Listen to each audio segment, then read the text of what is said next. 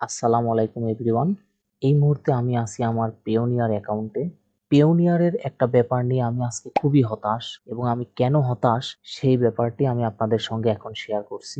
দেখুন, 14 April 2024 payment from fibre 61 USD. এই অ্যারোতে যদি আমি ক্লিক করি, এখান থেকে আমি ডিটেলসটি দেখতে পারবো।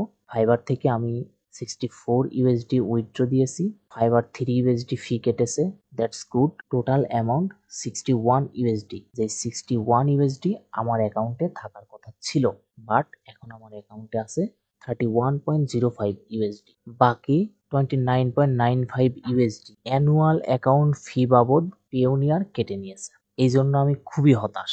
আসলে পেওনিয়ারের এই অ্যানুয়াল অ্যাকাউন্ট ফিটা কি আমার জানা ছিল না। তো আমি অনেক ঘাটাঘাটি করে এই ব্যাপারে অনেক ইনফরমেশন বের করেছি। তো ভাবলাম এই ইনফরমেশনগুলো আপনাদের সঙ্গে শেয়ার করা উচিত। তো চলুন আর কথা না বাড়িয়ে শুরু করা যাক। সর্বপ্রথম আমরা জানব অ্যানুয়াল ফি কি, এবং দ্বিতীয় নম্বরে আমরা জানব অ্যানুয়াল ফি কিভাবে হিসাব করা হয়, এবং 3 নম্বরে আমরা জানব অ্যানুয়াল ফি থেকে বাঁচার উপায় আছে কি, এবং 4 নম্বরে গিয়ে আমরা জানব আমার থেকে অ্যানুয়াল ফি বাবদ যে 29.95 ইউএসডি কেটে নিয়েছে এটা ফেরত পাওয়ার কোনো উপায় আছে কিনা। আজকের এই ভিডিওতে আমি এই 4টি বিষয় নিয়ে আলোচনা করব। এই বিষয়গুলো সম্পর্কে ক্লিয়ার ধারণা নেওয়ার জন্য আমি পেওনিয়ারের একটি এফএকিউ ওপেন করে রেখেছি, যেটা পেওনিয়ার সাপোর্ট সেন্টারে এই যে এফএকিউ অ্যানুয়াল ফি ডিটেলস এখানে তারা বলে রেখেছে।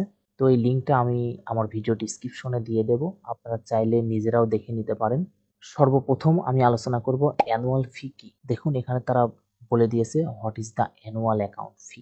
তো আমি এই এফএকিউ এর উপরে ক্লিক করছি, প্রথম প্যারাটুকু সিলেক্ট করে নিলাম এবং গুগল ট্রান্সলেটরের সাহায্য নিচ্ছি। দেখুন, এখানে তারা বলেছে বিশ্বব্যাপী আমাদের সমস্ত গ্রাহকদের দুর্দান্ত পরিষেবা প্রদানের জন্য আমরা একটি বার্ষিক অ্যাকাউন্ট ফি 29.95 ইউএসডি চার্জ করি, যা একটি পেওনিয়ার অ্যাকাউন্টের সমস্ত গ্রাহকদের জন্য প্রযোজ্য। পেওনিয়ারে আপনার রেজিস্ট্রেশনের মাত্র 12 মাস পরে ফি চার্জ করা হতে পারে। দেখুন, এখানে তারা ক্লিয়ার বলে দিয়েছে বিশ্বব্যাপী তারা দুর্দান্ত পরিষেবা প্রদানের জন্য একটি বার্ষিক অ্যাকাউন্ট ফি, যেটা 29.9 ইউএসডি তারা নিয়ে থাকে।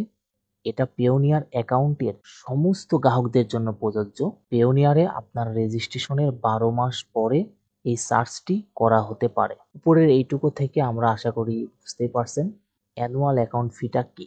এবার আমি দ্বিতীয় যে বিষয়টি রয়েছে অ্যানুয়াল ফি কিভাবে হিসাব করা হয় এই ব্যাপারটি নিয়ে আপনাদের সঙ্গে কথা বলবো। তো দেখুন, নিচে আরেকটি অপশন রয়েছে, how is the fee calculated. তো এই এফিকিউ এর উপরে আমি ক্লিক করলাম, প্রথম প্যারাটুকু আমি সিলেক্ট করে ট্রান্সলেট করে নিচ্ছি। দেখুন, এখানে বলছে তারা চার্জের তারিখে আমরা আপনার বিগত 12 মাসের লেনদেনের দিকে ফিরে তাকাই। আপনি যদি সেই সময়ের মধ্যে 2000 ইউএসডি বা সমতুল্য এর বেশি পেয়ে থাকেন, তাহলে আপনাকে কোনো ফি নেওয়া হবে না, কারণ এটি আপনাকে একটি বিশেষ মাওকুফের জন্য যোগ্য করে তোলে। দেখুন, এখানে তারা খুব সুন্দর করে বুঝিয়ে দিয়েছে অ্যানুয়াল ফি কিভাবে তারা হিসাব করে। চার্জের তারিখ থেকে, অর্থাৎ পেওনিয়ার যেদিন আপনার অ্যাকাউন্ট থেকে 29.95 ইউএসডি চার্জ করবে, সেই দিন থেকে আপনার বিগত 12 মাসের লেনদেনের দিকে তারা তাকাবে।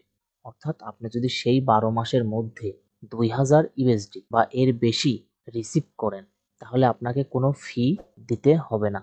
এটি পেওনিয়ার আপনাকে বিশেষভাবে মাওকুফ করবে। আশা করি আপনারা এইটুকু বুঝতে পারছেন। তো নিচের থেকে আমি আরো একটি লাইন ট্রান্সলেট করে নিচ্ছি। দেখুন, এখানে বলেছে একবার প্রথম 12 মাস অতিবাহিত হয়ে গেলে আপনাকে অবশ্যই কমপক্ষে 2000 ইউএসডি বা সমতুল্য ক্রমাগত 12 মাসের মধ্যে পেতে হবে। একবার যদি আপনি প্রথম 12 মাস অতিবাহিত করে ফেলেন, সেই ক্ষেত্রে আপনাকে ক্রমাগতভাবে প্রতি 12 মাসে কমপক্ষে 2000 ইউএসডি রিসিভ করতে হবে। এইটুকু তারা এখানে বলেছে। এবং দ্বিতীয় লাইনটি যদি আমি আবার ট্রান্সলেট করি, ফি মাওকুফের জন্য যোগ্যতা অর্জনের সময়কাল এবং চার্জ করা এড়াতে যদি আপনাকে চার্জ করা হয়, তাহলে 12 মাসের জন্য আপনাকে চার্জ করা হবে না। আশা করছি আপনারা স্টেপ নাম্বার 2 অ্যানুয়াল ফি কিভাবে হিসাব করা হয় বুঝতে পেরেছেন।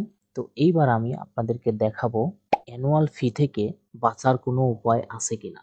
এই জন্য আমি 3 নাম্বার এফিকিউটা ওপেন করে নিচ্ছি। এবং আমি এই কন্টেন্টটুকু ট্রান্সলেট করে নিচ্ছি। দেখুন এখানে তারা লিখে দিয়েছে, আপনি যদি ক্রমাগত 12 মাসের মধ্যে 2000 ইউএসডি বা সমতুল্য এর বেশি পেতে থাকেন তবে আপনি এই ফি প্রদান করবেন না। আপনার বার্ষিক অ্যাকাউন্ট ফি শর্তাবলী সম্পর্কে আরো জানতে পেওনিয়ার অ্যাকাউন্টে সাইন ইন করুন এবং ফি এ ক্লিক করুন। খুবই সোজা কথা তারা এখানে বলে দিয়েছে।